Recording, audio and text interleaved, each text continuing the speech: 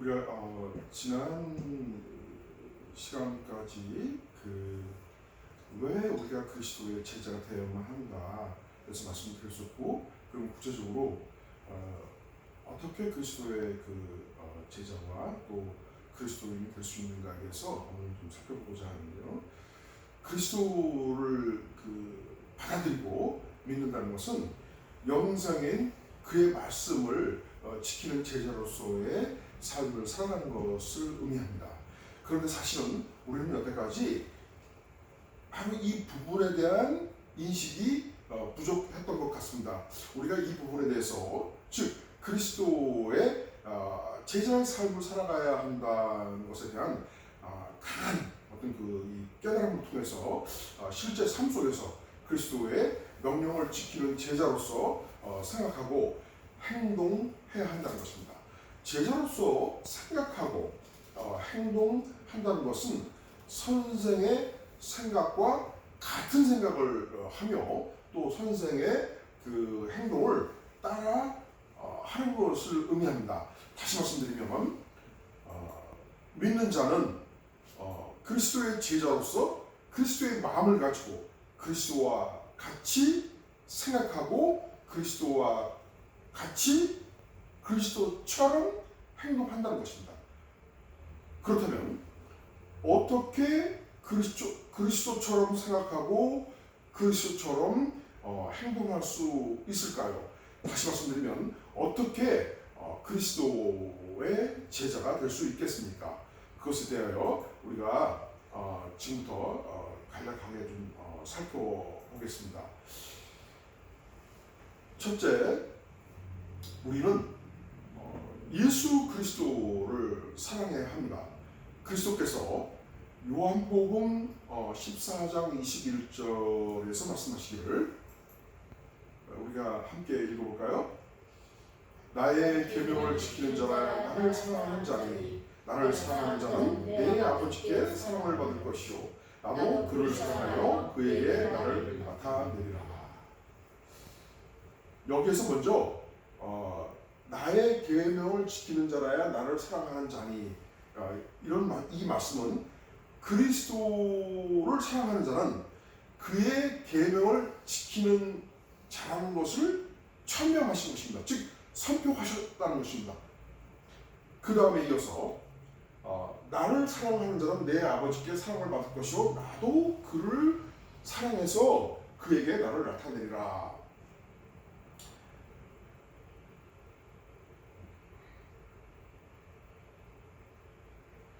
이렇게 말씀하셨는데요. 이 말씀은 그리스도를 사랑하는 자라야, 그리스도를 사랑하는 사람이어야 성부 하나님으로부터 구원의 복을 받는다는 그런 말씀입니다. 그리고 이 후반부에서 나도 그를 사랑해서 그에게 나를 나타내리라 라고 말씀하셨는데, 이 말씀은 그리스도를 사랑하는 자에게는 그리스도의 영이 언제나 그와 함께 하시겠다는 약속의 말씀인 것입니다. 뿐만 아니라 23절에서는 사람이 나를 사랑하면 내 말을 지키리니 내 아버지께서 그를 사랑하실 것이요 우리가 그에게 가서 거처를 함께 하리라고 말씀하십니다. 이 말씀의 전반부에서는 그리스도를 믿는 자가 그리스도를 사랑하면 그의 말씀을 지킬 것이라는 것을 미리 예언하실 것입니다. 다시요, 그리스도를 이제 믿기 시작했어요. 믿었어요. 받아들였어요. 그리스도가 구원자이시고 나의 구세주임을 인정하고 그리고 받아들였습니다. 그리고 믿는 거예요. 그럼 그 믿는 자가 정말 믿는다면 그리스도를 사랑하게 될 것이고 그리스도를 사랑하면 그의 말씀을 지킬 것이라고 말씀하신 것입니다. 예언하신 것입니다. 그러니까 내가 믿는다고 하면서도 그리스도의 말씀을 지키지 않는다면 그리스도를 사랑하지 않는 것이고, 그리스도를 사랑하지 않는다는 얘기는 그리스도를 진정으로 믿는 것이 아니라는 것이죠. 논리적으로 그렇지 않습니까? 이거는 진리입니다. 그리고 이 후반부에서 그리스도의 말씀을 지킴으로써 그리스도를 사랑하는 자는 성부 하나님으로부터 사랑받는 복을 누리며 성부 하나님과 성자 하나님이신 예수 그리스도께서 함께 하신다는 이 약속을 다시 한번 선포하신 것입니다. 성부 하나님과 성자 하나님이신 예수 그리스도께서 함께 하신다는 것은 마지막 날에 영광스러운 부활체로 영원한 생명을 누린다는 그런 의미도 있지만, 동시에 현재 우리가 살아가는 이 시간, 이 현재도 우리와 함께 하심으로써 우리로 하여금, 믿는 자로 하여금 이 세상을 살아가는 동안에도 영생의 삶을 해 주시겠다고 하는 그런 의미입니다. 자, 그러면 어떻게 그리스도의 말씀을 지키게 될까요? 제가 그동안 여러 차례 말씀드린 바와 같이 그 빌립보서 1장 6절에서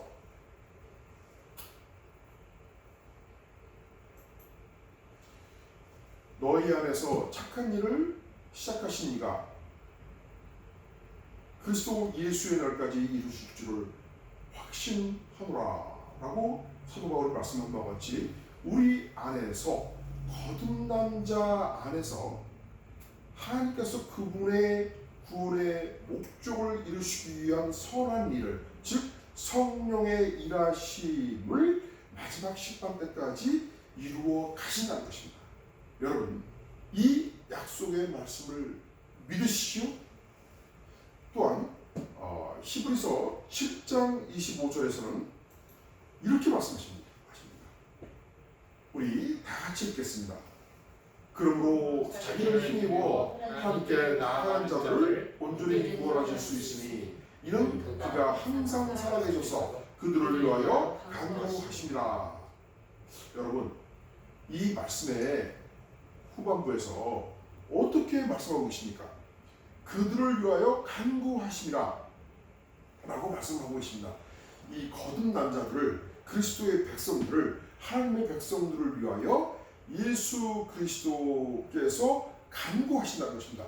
여기서 간구한다라는 이 말씀의 그 원어적 의미는 청원한다라는 것입니다. 달리 말씀드리면 예수 그리스도께서 우리의 구원의 완성을 위하여 하나님께 항상 청원하고 간구하신다는 것입니다. 그런데 여기에서 그 예수 그리스도께서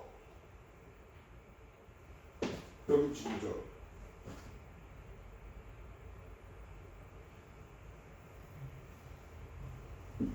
온전히 구원하실 수 있으니, 이렇게 나아가는 자들을, 하나님께 나아가는 자들을 온전히 구원하실 수 있으니, 이렇게 지금 그 말씀하시는데요.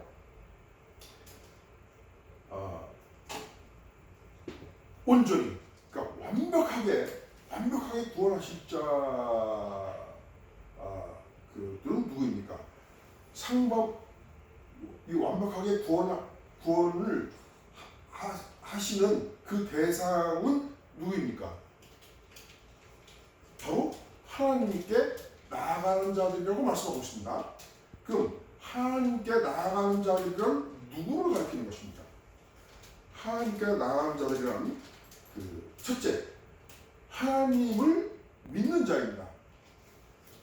둘째는 하나님을 사랑하는 자입니다. 그가 하나님을 믿고 사랑하기 때문에 하나님 앞에 나아가고 싶은 마음이 저절로 우러나는 것입니다. 물론 그 마음조차도 하나님께서 은혜로 주시는 것이는 하지만, 하나님께서 그런 마음을 주셨기에 하나님을 사랑하는 마음을 가지고 하나님께 나아가게 되는 것입니다. 그렇죠, 여러분? 공감하시죠? 그렇게 하나님을 사랑하는 자에 대하여 하나님께서는 히브리서를 기록한 그 사도로 하여금 다시 한번 약속의 말씀을 선포하게 하십니다. 그 히브리서를 기록한 사도가 누구인지는 정확하게 알려져 있지는 않습니다. 다만 바울 사도이거나 혹은 바나바 사도일 것으로 추정됩니다. 바나바도 성경에 그 사도행전에서 사도라고 이렇게 호칭을 합니다. 그래서 이 히브리서 13장 20절 21절에서 이렇게 그 말씀하고 있는데 우리 함께 읽어볼까요? 20절 같이 읽겠습니다. 양들의 큰 목자이신 우리 주 예수를 영원한 언약의 피로 죽은 자 가운데서 이끌어내신 평강의 하나님이, 그 다음에 21절, 모든 선한 일에 너희를 온전하게 하사 자기 뜻을 행하게 하시고 그 앞에 즐거운 것을 예수 그리스도로 말미암아 우리 가운데서 이루시기를 원하노라. 영광이 그에게 세세고 들어오실지어다. 아멘. 지금 이 구절들에서요,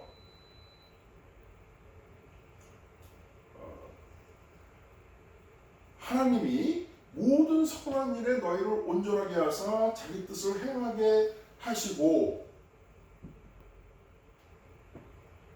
이렇게 말씀하고 계시지 않습니까?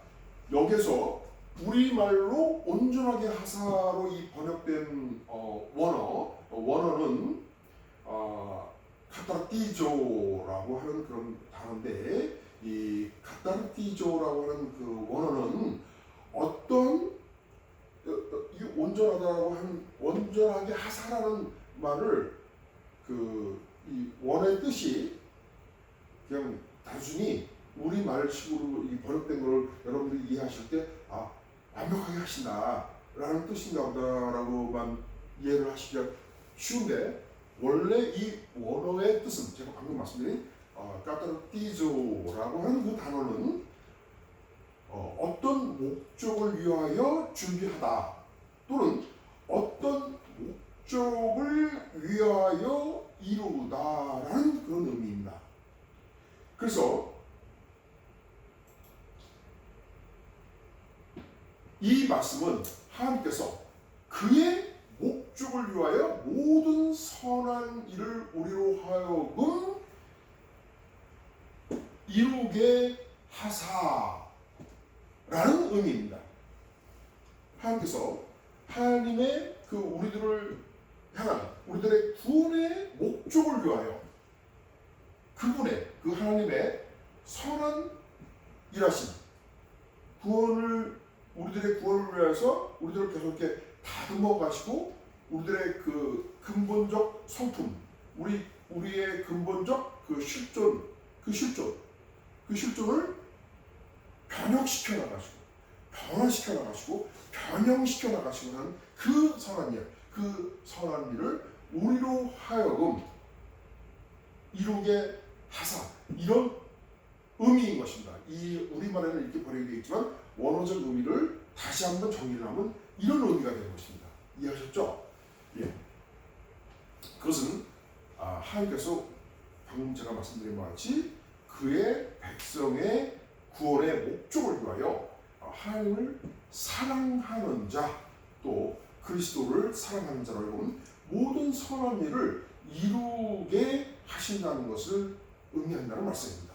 또한 이것은 영생의 구원을 위하여 선한 일을 이루는 자는 하나님을 사랑하며 예수 그리스도를 사랑하는 자라는 것을 의미하는 것입니다. 그렇지 않습니까, 여러분? 따라서 영생의 구원을 위한 선한 일을 이루는 그리스도의 제자로 살기 위하여 그리스도를 사랑해야 하는 것입니다. 또한 그것은 그리스도의 말씀을 지키는 것입니다. 어떻습니까? 여러분은 그리스도를 진정으로 사랑하십니까? 여러분이 예수 그리스도를 진정으로 사랑하신다면 그의 계명과 말씀들을 지키십시오. 그리하여 선한 일을 행하고 이루어 가십시오. 둘째, 우리의 죄된 본성을 지닌 자아를 버려야 합니다. 자아란 제가 여러 차례 말씀드렸지만 본능적인 우리 인간이 갖고 있는 본능적인 욕구에 의한 감정 표현과 그 행동을 하게 하는 우리 인간 내면의 그 주체, 그러니까 내 속에 있는 나의 어떤 그 주인 되는 것, 내가 주인 되는 거지. 그 주인됨, 그걸 보고 그 주인의 그 본체, 그거를 자아라고 합니다. 예. 이제 자아라는 개념에 대해서 이제 확실히 이해하셨죠? 그 인간적인 자아를 버리고, 즉 자기 생명을 죽임으로써 그리스도의 생명을 살아가야 합니다. 죄된 본성을 지닌 자기 생명의 그 자기가 죽어야만 그리스도의 생명인 그 말씀이 살아 움직일 수 있기 때문입니다.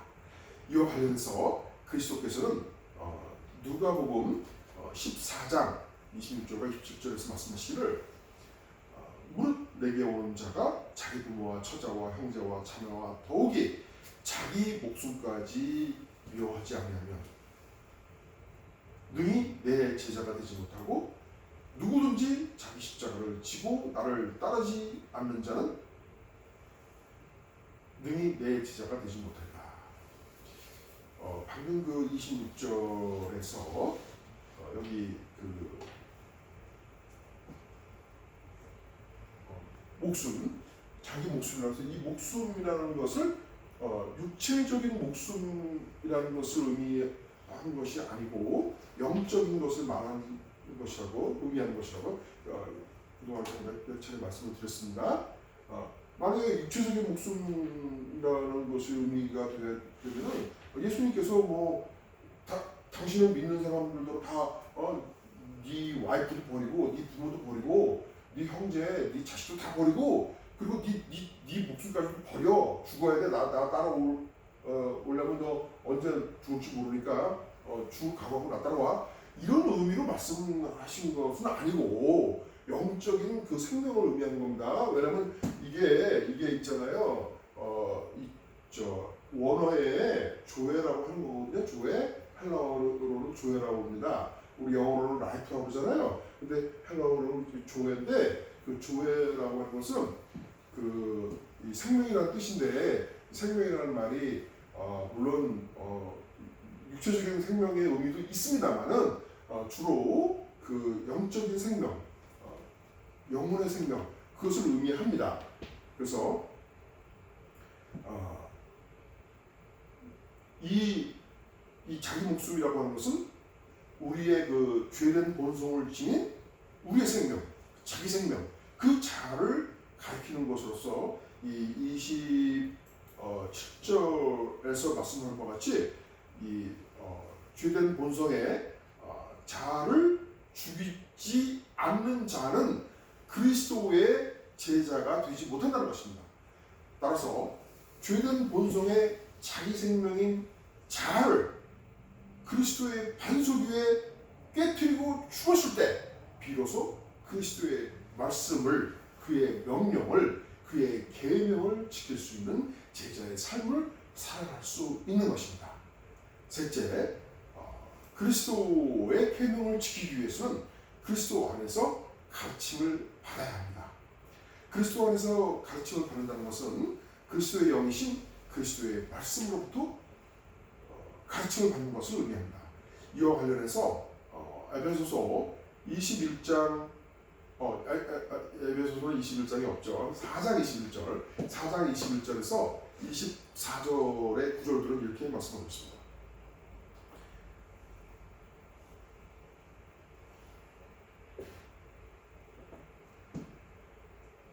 우리 함께 읽어볼까요? 21절부터 한번 같이 읽겠습니다. 진리가 우리 수 안에 있는 것 같이 너희가 참으로 그에게서 듣고 또한 그 안에서 가르침을 받을진대 너희는 유혹의 욕심을 따라 썩어져가는 구습을, 옛날 습관이죠. 구습을 따르는 옛사람을 벗어버리고 오직 너희의 심령이 새롭게 되어, 그 다음에 24절에 하나님을 따라 의와 진리의 거룩함으로 지으심을 받는 새 사람을 입으라. 여기에서 그 의와 진리의 거룩함으로 지으심을 받은 새 사람을 입으라는 이 말씀은 그리스도의 말씀을 통해서 가르침을 받고 또 그리스도의 형상을 본받으라는 의미입니다. 그리스도께서는 거룩한 의와 진리 그 자체이시기 때문입니다. 우리가 방금 읽어본 것과 같이 그 예수 그리스도의 그 진리에 대한 가르침을 받는 자는 옛사람을 벗어버리고 의와 진리의 거룩함으로 지으심을 받은 새 사람이 되는 것입니다. 이미 여러 차례 말씀드린 것 같이 구원받은 자란 성령에 의해서 거듭난 자를 의미하는 것이고, 거듭난 자란 새롭게 창조된 자를, 재창조된 자를 의미하는 것입니다. 하나님께서 거듭나게 하시고 또 재창조해 가신다는 것입니다. 아까 우리가 빌립보서와 에베소서에서 방금 이렇게 살펴본 바와 같이 그것이 바로 하나님께서 당신의 선택하신 그 백성들을 위해서 그 백성으로 하여금 그 믿는 자로 하여금 구원의 완성을 이루어갈 수 있도록 하신다는 것입니다. 이와 관련해서 사도 바울은 로마서 8장 29절에서 이렇게 말씀하고 있습니다. 우리 다 같이 읽겠습니다. 하나님이 미리 아신 자들을 또한 그 아들의 형상을 본받게 하기 위하여 미리 정하셨으니 이런 그로 많은 형제 중에서 마다들이 되게 하여 하시니라. 이렇게 말씀하고 있습니다. 이 말씀은 하나님께서 그의 백성을 택하신 그 목적은 그가 이미 알고 계시는 그 택하신 자로 하여금, 왜냐면 여기서 여러분들 그 헷갈리시면 안 되시는 게요. 사실은 이게 이제 제가 지금 말씀드리려고 하는 것이 지난 500년간 우리 기독교 내부 내에서 그 양쪽으로 갈라져가지고 이 신학적 해석에 대해 있어서 갈라져가지고 서로 이렇게 갈등과 이 싸움이 되고 있는 그 부분인데,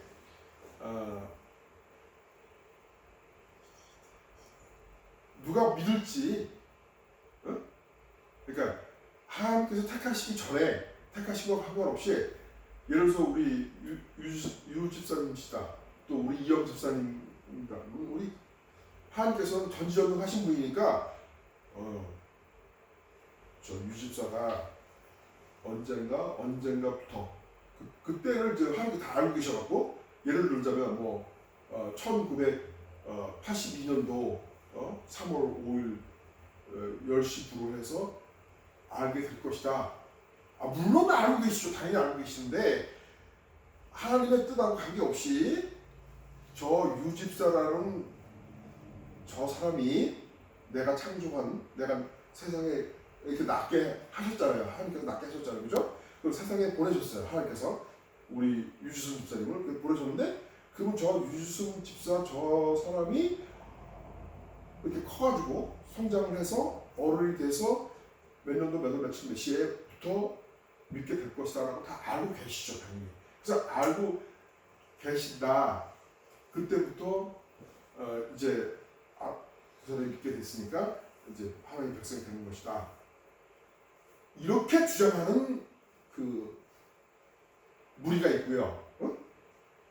여러분 제 말씀 이해하시죠? 또 한편에 제가 믿는 겁니다.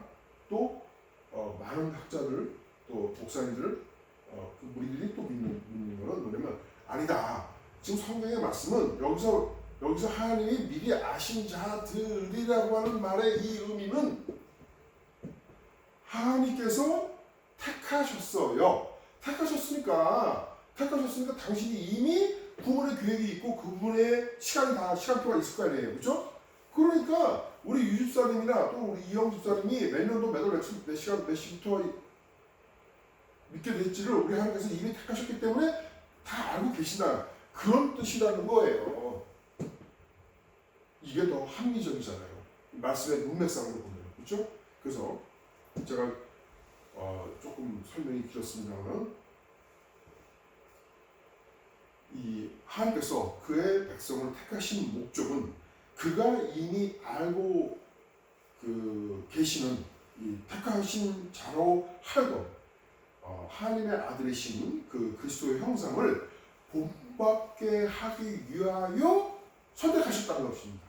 제가 다음번 설명 시간에 또 좀 더 자세히 이 부분에 대해서 설명을 드리겠습니다만, 그 하나님께서 그러면 누구는 선택하셨고 누구는 선택하지 않으셨어. 예를 들어서 우리 유집사님을 선택하셨고 우리 이영 집사님을 선택하셨는데, 우리 유집사님 잘 알고 있는 어떤 분이 있어요. 홍길동이라는 분이 있어요. 또 우리 이영 집사님이 잘 알고 계시는 예를 들어서 박만배라는 사람이 있었다 합시다. 예를 들자면 잘 모르지만, 그럼 근데 그 사람 안 믿어. 그러면 저 박만배 아니면 또 홍길동이라는 저 사람은 안 믿으니까 택하지 않으셨어. 나는 택했어. 그러면 그럼 하나님께서 이거 불공평하신 거 아니야? 하나님은 공평하신 분이라고 그랬는데 성경에서 공평하시다고 수도 없이 말씀하고 계시는데, 그러면 공평하시지 않잖아. 이렇게 생각하실 수 있잖아요.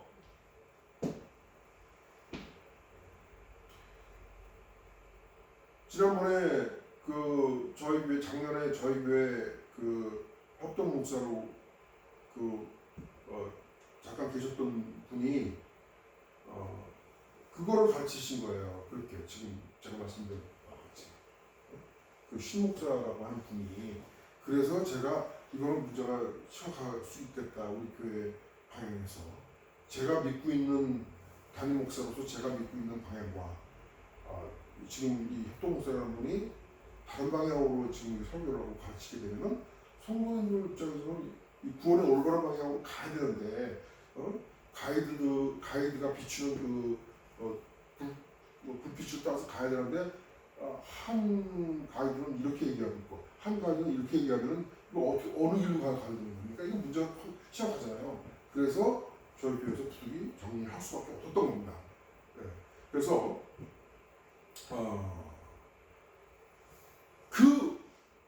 하나님께서 선택하신 것은 하나님께서 사랑하시는 자라고 해요. 그렇게 말씀하고 계셔요. 하나님께서 사랑하시는 자를 선택하셨대요. 그러면 하나님께서 사랑하시는 자를 누구를 사랑하시고 누구를 사랑하지 않으시는 그 하나님의 깊은 뜻을 우리가 알 수 없다는 겁니다. 이 성경에는 그 말씀은 설명은 안 돼 있어요. 하나님께서 선택하신 자를, 하나님께서 사랑하시는 자를 선택하셨대요. 그 말씀까지만 하고 있어요. 성경에서. 아셨죠? 그래서 그 하나님께서 사랑하시는 자를 선택하시는데, 그 누구는 사랑하시고 누구는 사랑하지 않으시는 그 이유는 우리가 알 수가 없어. 그 기준도 우리가 알 수가 없어. 다만 분명한 사실은 나를 선택하셨다면, 나를 왜 선택하셨는가? 하나님께서 나를 사랑하시기 때문에 선택하셨다고 성경은 말씀하고 있다 이런 겁니다. 그러니 이 얼마나 감격스럽고 이게 얼마나 감사한 일입니까? 그렇죠, 여러분? 네, 여기까지만 우리가 알고 있는 겁니다. 그래서 하나님께서 그 하나님의 아들이신 그 예수 그리스도를 본받게 하기 위하여 선택하셨고, 그리고 그 선택하신 이유는 하나님께서 사랑하시기 때문에, 나를 사랑하시기 때문에, 내가 사랑받을 짓을 하지도 않았는데도 하나님께서 그냥 나를 선택해 주신 거예요. 사랑하시기로 마음 먹으신 거예요. 이게 얼마나 감격스러운 일이면 얼마나 감사한 일입니까? 그래서 바로 그 그리스도의 형상인 거룩한 의와 진리에 의해서 새 사람, 즉 그리스도의 형상으로 변형되어 가는 말씀인 것입니다. 여러분 이제 아셨죠? 하나님께서 우리를 택하신 목적, 그리고 그 목적이 뭡니까? 그리스도의 형상을 닮아가는 것입니다. 그것을 우리 교회에서는 한자어로 표현해서 그리스도를 초상화하는 것입니다. 따라서 새롭게 재창조된 자는 구습, 즉 옛 습관, 죄된 본성의 옛 습관을 따르는 옛사람의 옷을 벗어버리고 새 사람의 옷을 입기 위하여 그리스도의 형상을 닮아가는 그리스도의 제자로 살아가야 합니다. 그리고 그것은 아까 살펴본 에베소서 4장 21절에서 말씀하신 것처럼 진리에 대한 그 가르침을 받음으로써 이루어질 수 있습니다. 즉 그리스도의 말씀에 대한 공부와 그 가르침을 받는 그 배움을 통해서 이루어질 수 있는 것입니다. 그것이 그리스도의 제자가 되는 길이며 믿음의 본질인 것입니다. 다시 한번 정리해서 말씀드리면 믿음의 본질은 그리스도의 제자로서 살아가는 것이고 그것을 위하여 진리의 말씀에 대해서 배움을 통해서 깨달음을 얻고 우리의 내면적 실존이 변화되는 것입니다. 또한 우리의 성품이 변화되는 것입니다. 실존이란 무엇입니까? 제가 여러 차례 말씀드렸는데요. 실존이란 우리들의 그 삶 속에서 우리가 매번 여러 가지 그 부딪히는 상황들이라는 게 있잖아요. 누구를 만나는 상황도 있고 또 예를 들어서 뭐 운전하고 가다가 어떤 사람이 갑자기 끼어들기도 하고 무슨 이유인지는 모르겠지만 뒤에서 빵빵하고 크래시로 크게 울린다든지 또는 길거리 가다가 어떤 반가운 사람을 만날 수도 있고 또는 내가 별로 만나고 싶지 않은 사람을 만날 수도 있어요. 그렇죠? 하여튼 우리는 내가 뜻하지 않게 기쁜 소식을 접할 수도 있고 뭐 예를 들어서 들자면 우리 지난번에 겪었던 일이지만 미국 정부로부터 뜻하지 않게 우리가 체크를 이렇게 받은 적도 있잖아요. 뭐 그렇게 그 일이 있을 때 여러 가지 우리는 하루에도 24시간 동안에 그 잠자는 시간 빼고 나머지 시간 동안에 많은 상황들이 벌어지잖아요. 수백 가지 상황들이 벌어지잖아요. 그렇죠? 그러면 그런 각각 다른 그런 상황에 대해서 반응하는 우리 인간이 즉각적으로 반응해요. 그럼 그 반응은 어떻게 해서 반응이 됩니까? 우리 인간이 가지고 있는 각자가 가지고 있는 어떤 그 마음에 의해서 반응을 하는 거잖아요. 기쁘다, 또는 슬프다, 화난다. 그리고 그 마음으로 인해서 나타나는 태도라는 게 있습니다.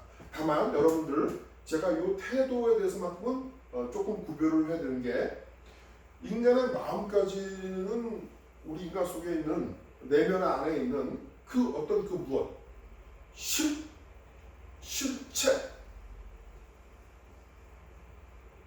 이것을 실존이라고 하는데 그 실존이 실제로 존재하는 것이에요. 그 실존이 태도로 나타나기도 하고 그 실존이 전혀 다른 태도로 나타납니다. 그 두 가지의 태도가 있어요. 그거는 우리가 구별할 수는 있어야 돼요. 다시 말씀드리면 내 마음속에 있는 마음이 진정으로 그대로 나타나는 태도가 있는가 하면 내 마음속에는 미움이나 상대방을 경멸하는 그런 교만한 마음이 있는데도 불구하고 겉으로는 교만하지 않은 척, 겸손한 척 또는 상대방을 미워함에도 불구하고 상대방을 사랑하는 척, 좋아하는 척 할 수도 있어요. 그런 사람들 많이 있잖아요. 제가 목사지만 저부터도 이 부분을 굉장히 제가 지금 방금 드린 말씀을 정말 늘 조심하려고 하는데 사실은 교회 목사님들이나 또는 교회 직분자 분들이 그런 이중적인 그 모습을 또는 그런 태도를 갖고 있는 경우가 많이 있죠. 겉으로는 상대방을 미워하거나 상대방을 경멸하면서도 겉으로는 내가 목사니까, 내가 장로니까, 내가 권사니까, 내가 안수집사니까 하면서 굉장히 겸손하게 그리고 아주 이렇게 나이스하고 젠틀하고 온유하고 아주 그리딩 멘트를 잘하는 그런 분이 있죠. 그건 진정한 실존의 모습은 아닙니다. 실존은 아닙니다. 실존이라고 하는 것은 그가 가지고 있는 그 실제 마음 속에 있는 그 무엇, 그 사람의 그 본래의 그 본질, 본체, 그것을 실존이라고 합니다. 이 실존에 의해서, 즉 그 내면적 그 실존은 우리의 성품으로 형성이 되고 그 우리의 성품으로 나타납니다. 결론적으로 우리가 진정으로 믿는 자라면